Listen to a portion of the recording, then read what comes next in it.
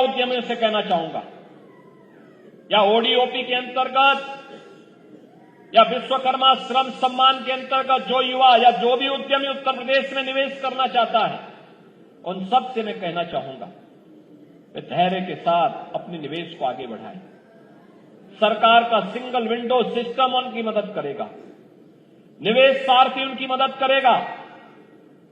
अगर कहीं पर कोई बेईमानी करता है, आप उसकी एक कंप्लेंट केवल मुझे कर दीजिए। भ्रष्टाचार जो घुन की तरह व्यवस्था को खोखला कर रहा है, इस पर बड़े प्रहार की तैयारी के साथ सरकार कार्य करने जा रही है।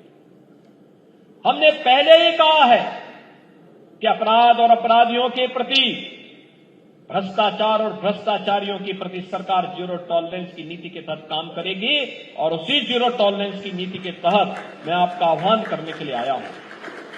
अगर कोई आपसे कहता है कि लोन दिलाने के नाम पे हम आप पैसा दीजिए, हम पैसा दिलाएंगे, कतई विश्वास मत करिए। सरकार के पोर्टल पर जाइए।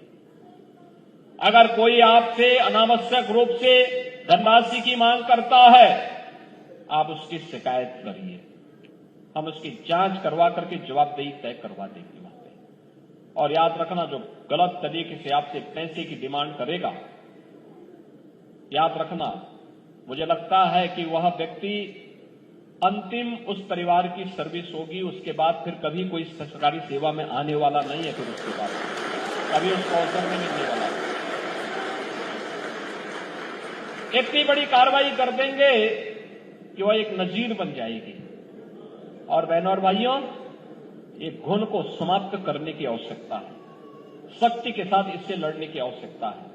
और ये तभी हो सकता है जब समाज सरकार के साथ खड़े होकर के इससे लड़ने के जज्बे के साथ तैयार हो सके।